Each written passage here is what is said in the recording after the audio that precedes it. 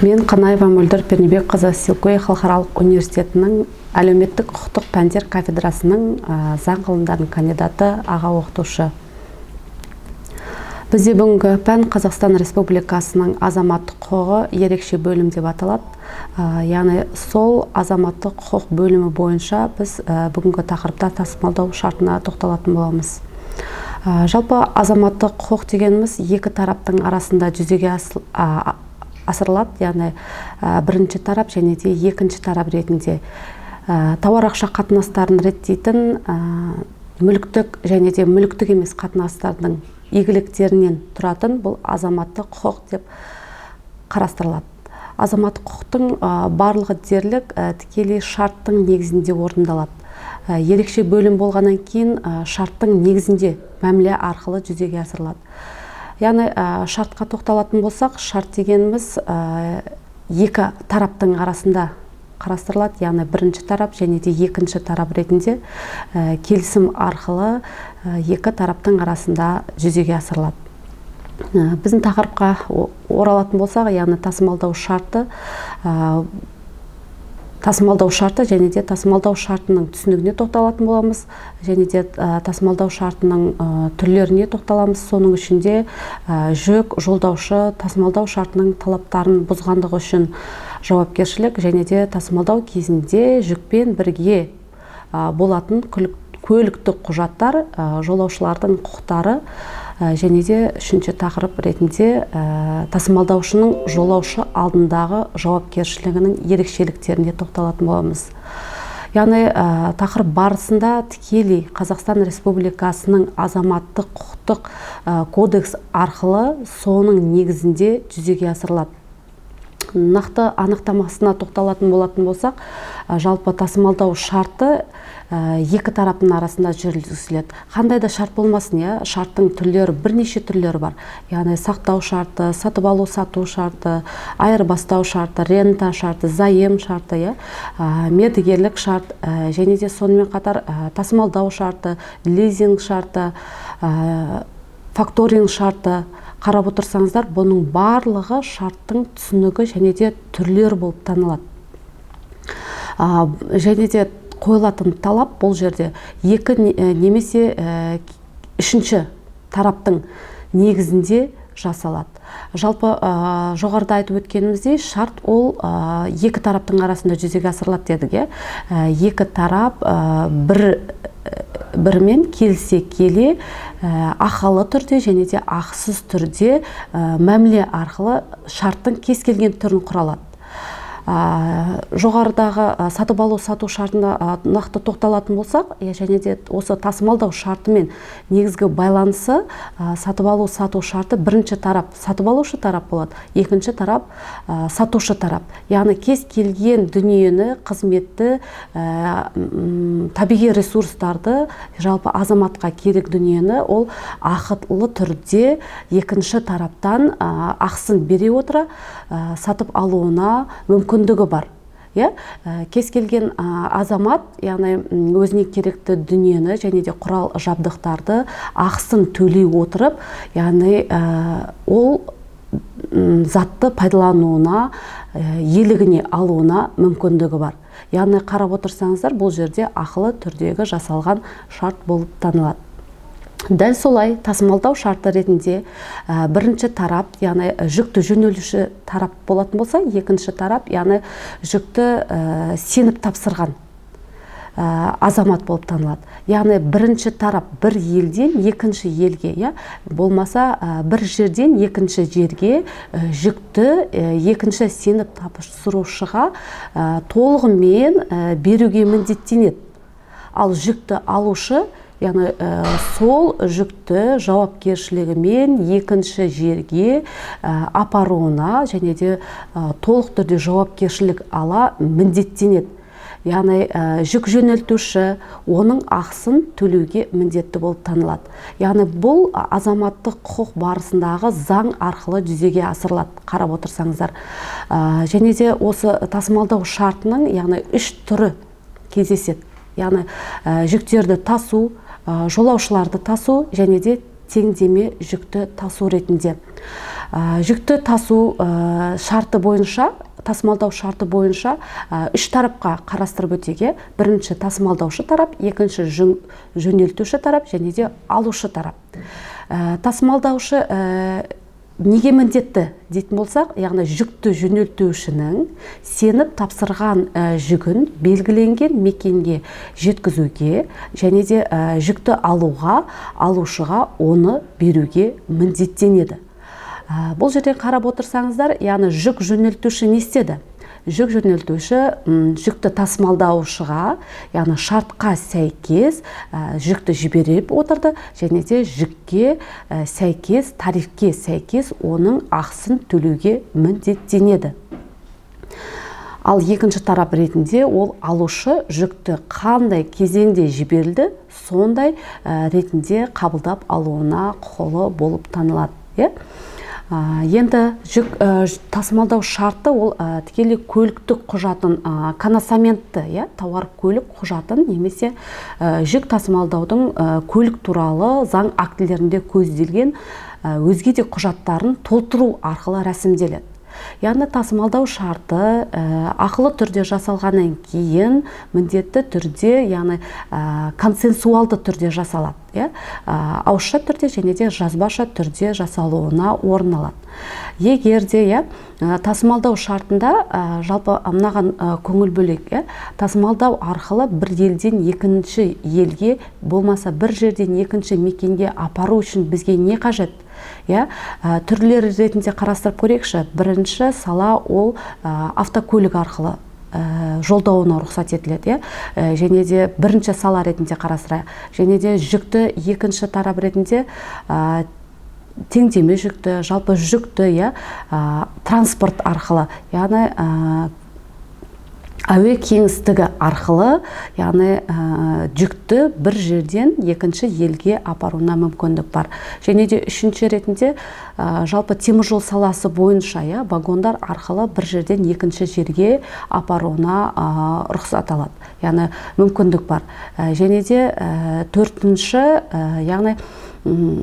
яғни бірінші автокөлік арқылы деді, екінші теміржол саласы арқылы, үшінші әуе кеңістігі және де төртінші ретте ол жалпы кеме арқылы, яғни су көлігі ретінде бір жерден екінші жерге тасымалдауына рұқсат етіледі.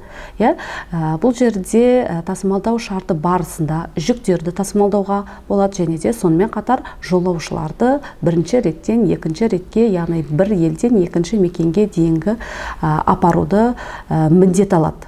Яғни сол бойынша, яғни апарылған жүк болсын, апарылған жолаушы болсын, оның ақысын тарифке сәйкес ол төлеуге міндетті болып танылады. Жалпы азамат көбіне қала ішінде қоғамдық көліктер арқылы, яғни қатынауына рұқсат етіледі. Сол себептен де, яғни соған сәйкес, тарифке сәйкес жол ақысын төлеуге міндеттенеді. Және осы жерде жалпы көңіл аударылатын жайт, яғни теңдеме жүк дейміз. Қалай түсінуге болады теңдеме жүк дегенімізді? Жүк деген ол түсінікті, яғни ол мүмкін мұнай болсын, ол азық түлік болсын, ет өнімдері болсын, мысалға экспортқа, импорттауға қарастырылады. Ал бұның барлығы дерлік жүк деп қарастырылады. Ал жолаушы дегеніміз ол кез келген азамат немесе азаматша, яғни бір елден екінші елге, яғни саяхаттауына, болмаса белгілі бір жұмыс барысында, яғни қатынауына рұқсат етіледі. Ал теңдеме жүк деп отырған бұл жерде әр азамат өзіне тиесілі белгілі бір көлемдегі, мысалға жүгі болып танылады. Мейлі ол азық түлігі болсын, киім кешегі болсын, жалпы өзімен алынып жүретін жүк ол теңдеме жүк ретінде қарастырылады. Қай жерде болмасын, теңдеме жүкті алуға, мысалға кеме әуестігінде, немесе теміржол саласында, жалпы көлік қатынасында, немесе әуе кеңістігінде ол теңдеме жүкті алып жүруіне рұқсат етіледі. Және де сол арқылы, яғни жолаушының ақысын тарифке сәйкес төлену арқылы жүзеге асырылады. Жалпы жолаушы тасымалдау шарты негізінде тоқталатын болсақ, бірінші тарап, яғни тасымалдаушы ретінде қарастырылса, екінші тарап ол жолаушы ретінде қарастырылады. жолаушының баратын мекеніне ол тасымалдаушы тарап толық көлемде жауапкершілік ала отырып жеткізуге міндетті деп қарастырылады.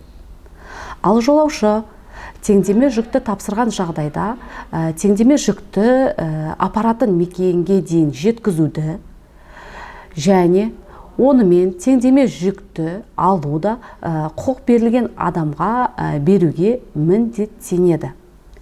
Жолаушының жолына және де алып жүрген өзінің теңдеме жүгін тапсырған кезде теңдеме жүкті алып баруға ол ақысын тарифке сәйкес төлеуге міндеттенеді. Жалпы яғни 4 түрін қарастырған болдық. Енді осы 4 түрдің ішінде ол кеме жалдау шартына тоқталайықшы.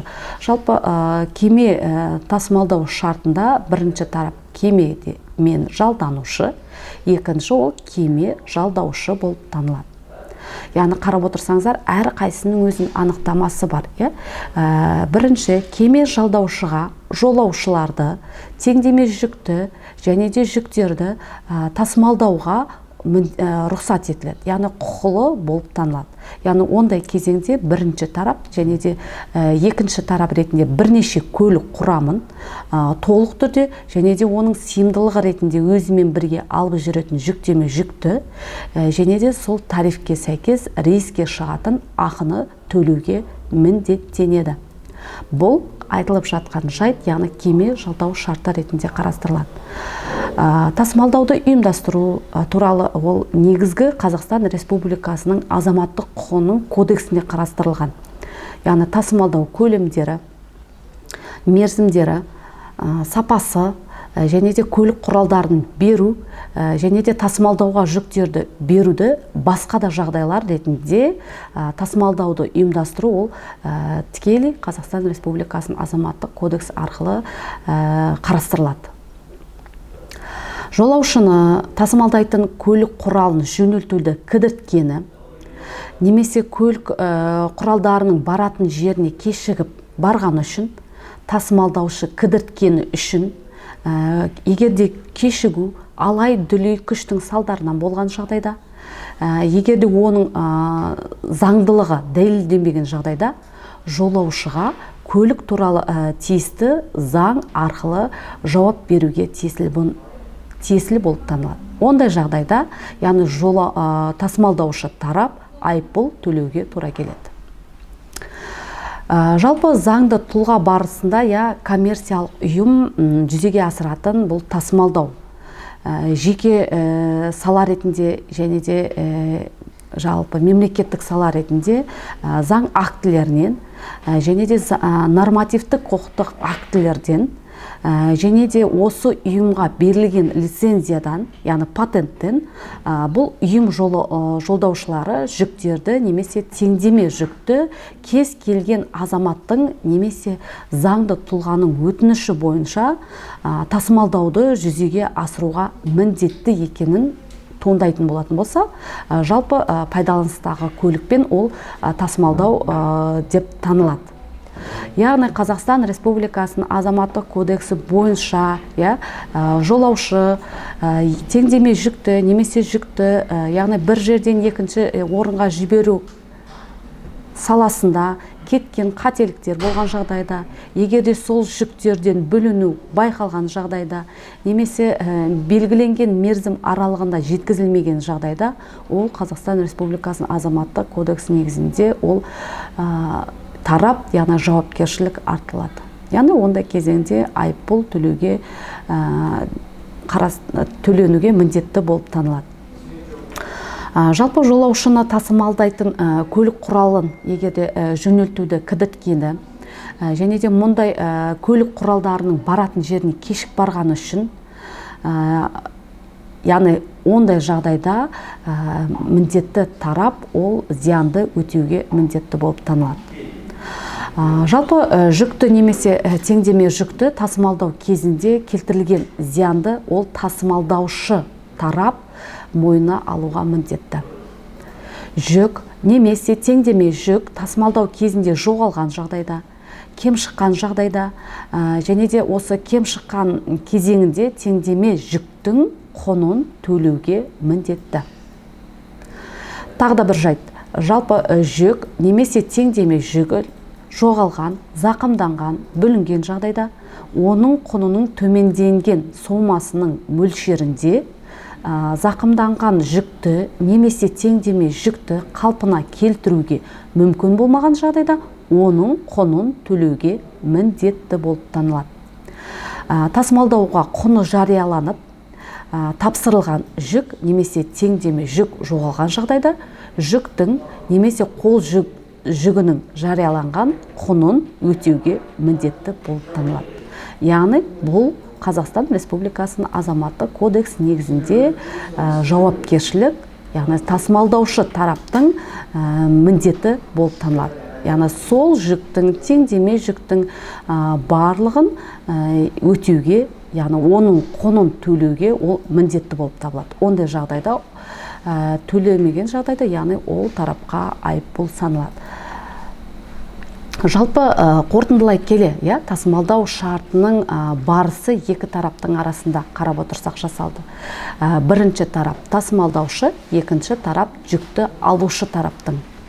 Және де осының барысында жүкті апару саласында, яғни бірінші орыннан екінші жүкті апарып салғандығы үшін, яғни толық жауапкершілік, яғни тасымалдаушы тараптың мойнында жүзеге асырылады. Яғни бүгінгі тақырып барысында тасымалдау шартының түсінігіне тоқталдық. Тасымалдау шартының түрлері ретінде әуе кеңістігі, кеме жалдау шарты, және де көлік жалдау шарты, және де теміржол саласы арқылы жіберілетін көлік шарттың негізінде қарастырдық. Жүкті жолдаушы тасымалдау шартының талаптарын бұзған жағдай орын алатын болса, онда жауапкершілік танылады. Және де тасымалдау кезеңінде жүкпен бірге көліктік құжаттардың болуға тиесілі, және де сол көліктің негізінде жүк апарған жағдайда, жолаушы қатынаған жағдайда оның ақысын төлеуге тарифке сәйкес міндетті деп танылады. Және де жолаушының құқықтары, қандай да сала болмасын, қандай да азамат болмасын, қандай да жүкті апару саласында, яғни тасымалдаушы тарап, жолаушы тарап, яғни мойнына алғаннан кейін бірінші орыннан екінші орынға сізді белгіленген мерзімде, белгіленген тарифке сәйкес оның сізді жеткізуге міндетті деп танылады. Яғни тасымалдау шартының жолаушы алдындағы жауапкершілігінің ерекшеліктерін де қарастыра өттік. Яғни бүгінгі тақырыпты қорытындылай келе, яғни барлық тасымалдау шартының түсінігі және де түрлері бүгінгі тақырып барысында қарастырылды. Назарларыңызға рахмет. Бүгінгі тақырып осымен қорытындылаймыз.